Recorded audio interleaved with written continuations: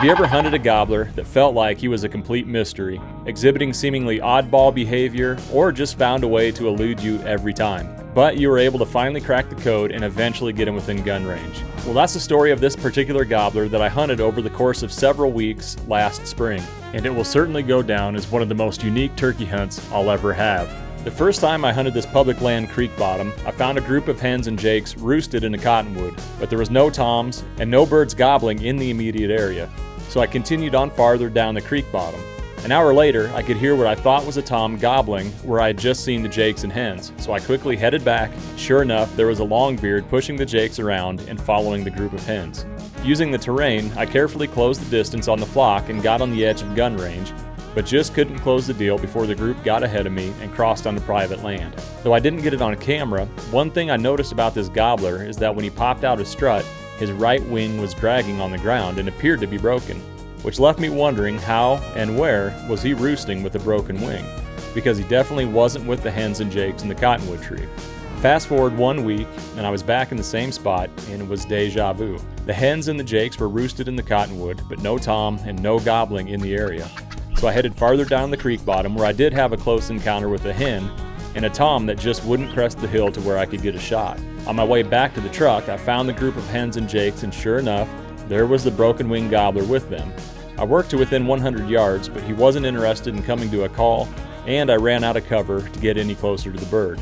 Once again, the encounter left me scratching my head as to where this gobbler was roosting.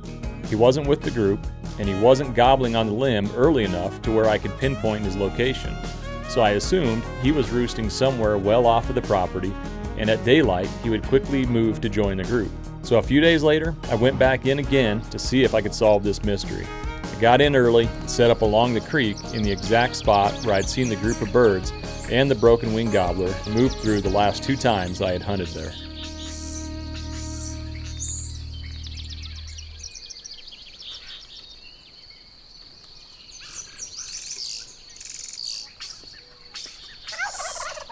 Oh, there he gobbled. I can't see him. He doesn't sound like he's that far away at all. I mean, unless he's up in that cedar tree right there.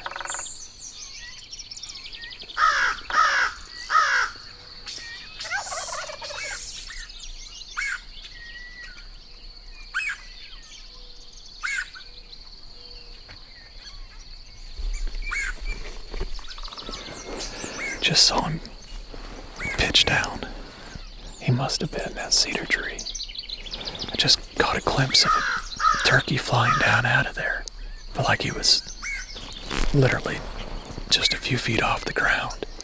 He's in a low spot. He's probably moving towards those hens down the creek bottom. He's already made it all the way to that other tree line. He's going up the hill.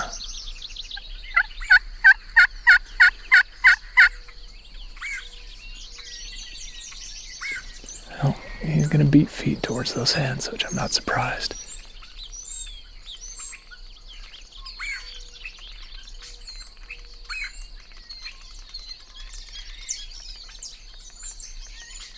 Well, that answers that question.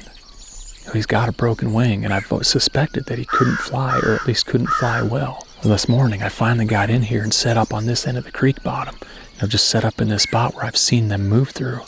I was never quite sure where this bird would roost at, or even if he was up off the ground. Like, I thought maybe he just got up in a brush pile or something, but I don't think the camera would have picked it up, or if it was zoomed all the way out. But anyways, he pitched down out of a cedar tree, like he was just a few feet off the ground. So I think that explains what he's been doing. Probably just hops up on a branch in the cedar tree. And as soon as he got down, he got in a low spot and then went up to that hill up above. Those other turkeys were roosted farther down the creek bottom.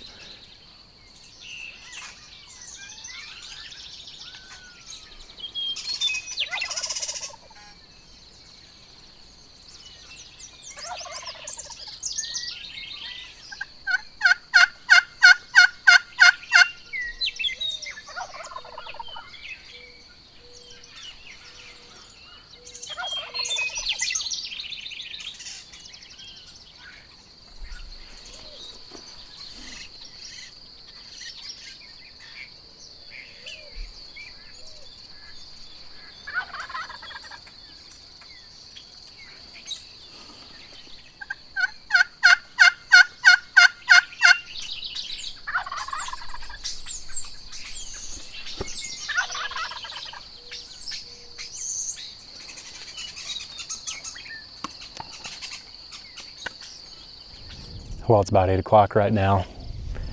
And that bird got up on that ridge, gobbled, called to him, got him to respond. Then he started working down into this tree line right here. I thought maybe he was gonna come my way, but he got down in the bottom and then got quiet.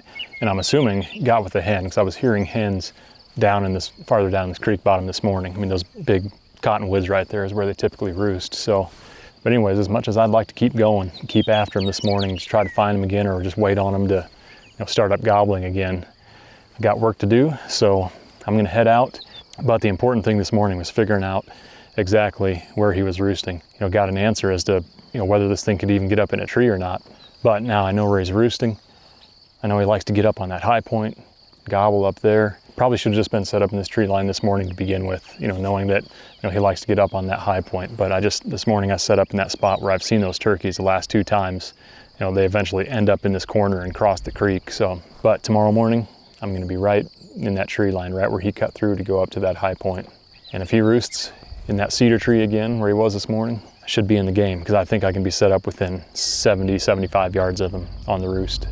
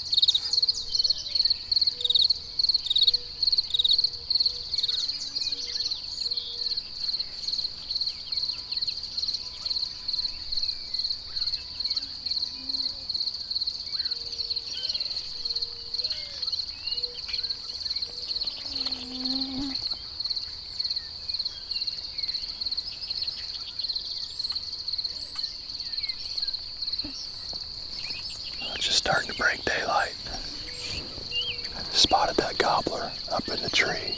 He's about 3/4 of the way up. Same tree he was in yesterday. He's up there popping strut, 65, 70 yards away. If he does what he did yesterday, he just basically flew straight down and came over this direction, worked through this low spot, and then went up to that high point behind me. I can hear hens yelping behind me as well, so I think I'm sitting in a really good position here.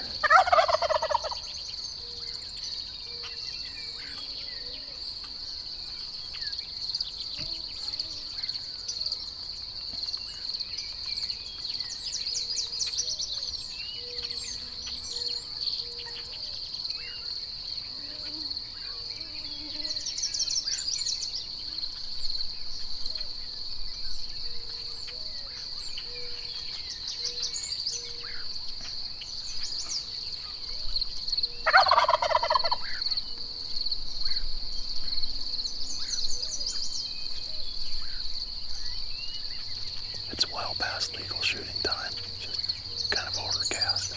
Warm this morning. He's not in any hurry to get down out of the tree.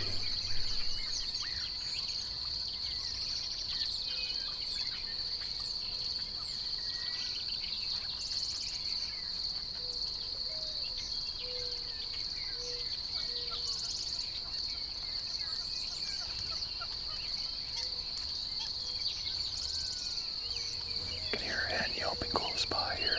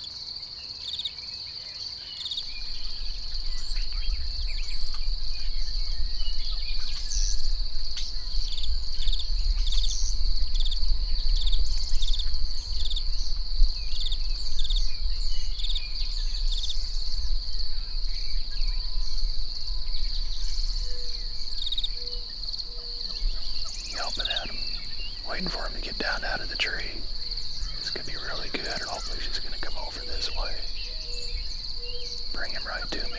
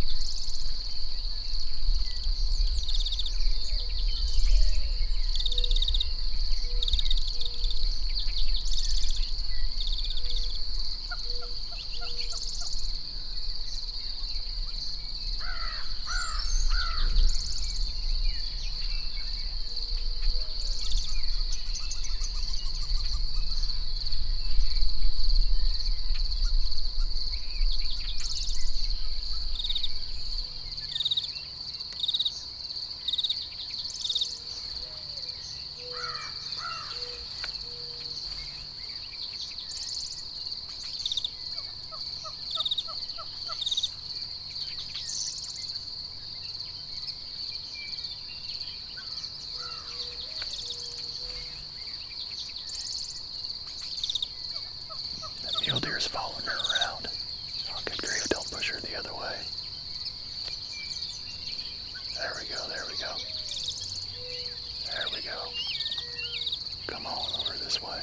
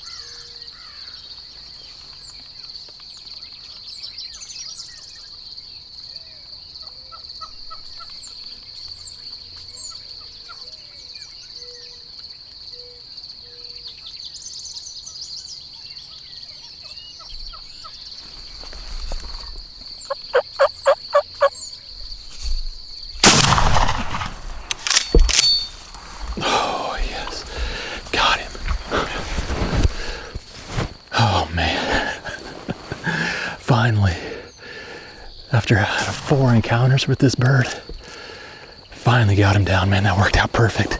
That head brought him right to me.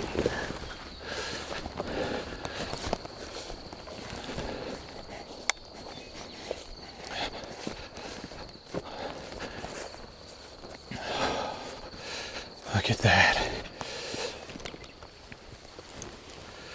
Yeah, sure enough, broke right on that first joint right there. And that's why that part of his wing just hangs down. It doesn't have any function of his primaries. Probably limited, very limited flight capability. But, man, beautiful tail fan. Man, that is awesome. Looks healthy otherwise. He's not super heavy, but probably 19 or 20 pounds. I noticed that as well. He's got that, if the wing wasn't a dead giveaway, he's got a little bit of a missing part of his tail fan there, notch taken out. Yep. I mean, just what a unique turkey to hunt like that. Basically living in this small area. Every time I encountered him, it was right in this area, and it makes sense. I bet he's been roosting up in that juniper all spring. So with all that information from yesterday, came back in this morning, came in super early, got in this tree line and got right in between where he was roosting and that high point where he was gobbling yesterday. Go look at where he was roosting here quick. He was maybe 15 feet up in this tree.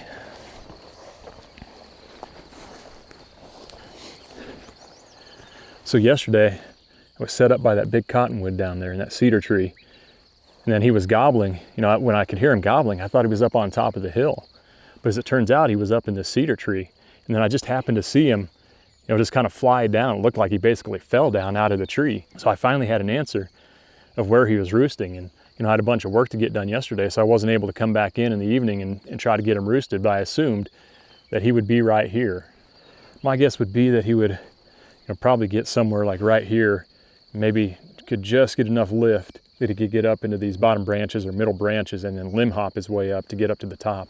But I mean, these things are so incredibly tough. You know, he found a way to make it work, that he was getting, you know, up in a cedar tree, whereas, you know, all the other birds in the area were roosting in these big cottonwoods down in this creek bottom. Just goes to show how tough these birds are. And then also, I mean, just going back to how hard the winter was here, you know, being able to survive in this open prairie country, you know, survive the harsh winters out here. I mean, you really just got to appreciate what these birds go through and how tough they are. So it definitely made for a unique and very memorable turkey to chase here.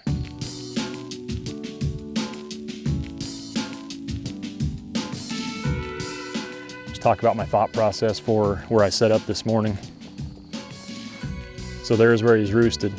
As you can tell, these mosquitoes are terrible. So originally I was going to set up right here, and this, you know, that probably would have worked. You know, had a big trunk to sit up against, and, you know, would have had the camo drape and the camera kind of in front of me. But I just didn't like the idea of having, it was, you know, basically nothing but open space between me and where I assumed he was roosted. And he was roosted on this side of the tree looking out this way. So that was the first spot I was going to go, but instead what I did was got next to this big deadfall here, you know, to where I was able to get down a lot lower. You know, I kind of had the, you know, the slope of this little low spot and this cover in front of me, this big deadfall, you know, next to me and above me, and then the camera just right there. I mean, it was, I felt like this was a much better option where I could stay down low and really stay hidden up next to this deadfall, as opposed to being more out in the open, you know, on the front of this tree or on the side of this tree. You know, the tree is 65, 70 yards away. So he was gonna have to come this way, 20, 25 yards for me to get a shot. You know, if I was out in the front of the tree, you know, kind of sticking out a little bit, he could see something up against it that he wasn't comfortable with, that even though it may not, you know, just spook him completely out of the area, it, you know, may not, you know, close that distance that I need across the open. It may not have mattered in the end, but you can kind of, you know, see the difference that I was just down low, tucked into that, you know, that darker cover with more vegetation in front of me, as opposed to being, you know, sitting out on the front of this tree with basically nothing but open space between me and where he was roosted.